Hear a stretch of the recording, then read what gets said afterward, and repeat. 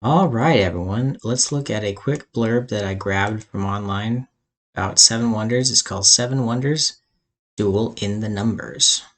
So, some interesting things here. He says, for a while now, I have wanted to try providing more insight to the questions in this forum with some more data other than my own experiences. This is Leon 007, which is the number 2 player in Seven Wonders Duel currently. Below is my attempt to do just that. Hopefully this will be of some interest and help to provide some insight, or at least generate some interesting discussion based on my findings and thoughts, which may or may not be correct. Hopefully I've linked all the right images. If not, and something looks out of place, please let me know. There were some things that looked out of place, that's why I've copied this into a Word document. No problem, I can read it from here for all to see, because this is important stuff we got to cover. So he says, over a couple of weeks, February to March 2022, I collected data covering cross-section of 500 players, 3, 8, 13, 18, 23. Okay. And then a high-level data for their last 50 ranked games, remove anything that was conceded, abandoned, etc. And then low-level data for their last 10 games, players' starting ages, wonder sections, construction, etc. So this gave him a data set of 5,000 games with most of the data or stats that you see in the game completion screen, and just over 1,000 games with more in-depth game data. Just for reference, the average winner's rating was 406.6 and average loser's rating was 301.6. So there's really high ELOs. So when you're playing at high levels, how do you play? Do you play differently? So just over 100-point difference. However, this would be expected when looking at top players who would likely have a higher rating than the majority of their opponents. So where I refer to Pantheon or Agora, I'm referencing games with only the one expansion added. Standard is self-explanatory. Both refers to a game with Agora and Pantheon.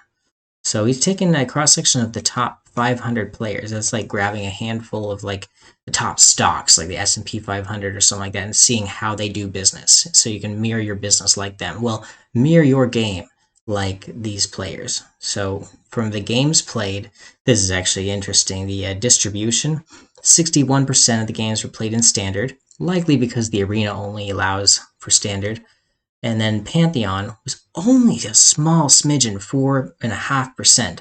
And then Agora was 11.9%, basically 12%. And then both together, Agora and Pantheon, was 22%, the second highest. But overwhelmingly, people were playing the standard, just vanilla, we call it. Okay, so most players play standard vanilla. This was expected outcome since this is the most successful version. There is, however, a fair amount of play using both expansions, better than I expected, with 1 in 4 games involving all expansions. So this may be higher than the overall average if preferred by the top players. This is the reason, however, why I took a cross-section to try to shy away from just looking at the top 10. So it's hopefully more balanced and gives a true reflection. Pantheon alone is very seldom played, which was a little bit of a surprise to this individual, Leon. But for me, I feel like that does make sense. I think a lot of people don't realize like how great Pantheon is by itself, and they just go all or none, or they go with the first expansion they played on Board Game Arena, which actually was Agora. It was the first expansion that went on there. Pantheon came later. I don't know why it took longer for them to program Pantheon in. But Pantheon in real life, Pantheon came out years before Agora came out. All right, let's move on. Do players play different game types? When looking at the top 10 games played for each player, the distribution was within 1%. So this leads them to believe that players generally play a fixed type of game and don't jump between formats too often. So they kind of stay with what they know. Like if I want to rank up, I'm just going to play Pantheon. I'm not going to play Agora.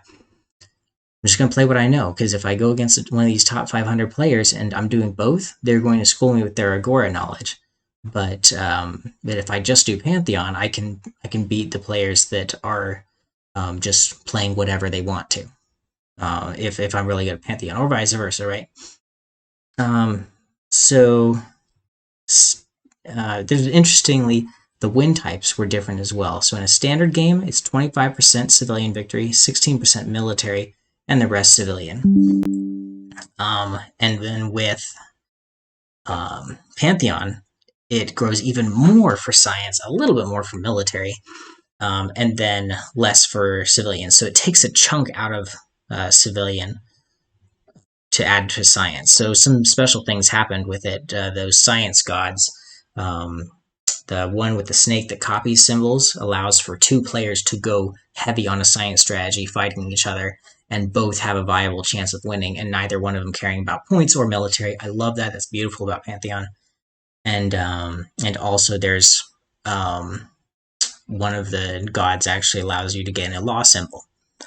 So there's that. Now with Agora, just plain Agora, there's an extra win condition that comes in, and a lot of people, if they're just playing plain Agora and they're in the top 500 players, political is going to be the way they want to win. They want to win real quick, easy, nice, done, and then play another game so they can increase their ELO, right? Everybody's wanting that top position. So politically is almost as often won as civilian. It's about a third for each of them. And then the other third is split between science and military, heavily in military. So it's really only about 10% in science, looking at the numbers here. Finally, we go to both. So if you're playing both expansions, Pantheon and Agora, then you're going to see political won even more often, 31% of the time. Maybe they have somebody focused on the gods and they forget about the political. So, because you're playing with both Agora and Pantheon, you have to somewhat forget about the gods, I feel, and get your money up to focus on stopping your opponent from winning in political. Also, there is a god that can actually make political victory a lot easier. One of the military gods, god of water, right? Poseidon. Anyways, Neptune, yeah. All right, so military was 19%, so a little bit less than with Agora and a little bit more than with Pantheon. So, yeah, Agora helps with military wins. And then science was less, but not as bad as just plain Agora. So what we can tell from this is Agora makes science harder and military slightly easier. Pantheon makes military about the same, maybe a little bit easier, and science a lot easier. And this is with expert players. I feel like with basic players, I can, if it's just plain Pantheon, I can make military wins a lot easier using Mars and just having those extra 2 shields people aren't counting on, right? So you have Mars plus a Colossus, and then you grab just the 3/2 military cards in H2, like your opponent's done for. It's like allowing your opponent to grab all the science cards, you know. But you can use those extra turns to grab those extra science cards. But nobody thinks about using extra turns to grab a bunch of extra military cards. Because the fear is you use too much military and you won't go first in the next round, but you don't care, honestly. So that was a good point. We'll stop right there. Hopefully you enjoyed that, and I'll carry on with the next video.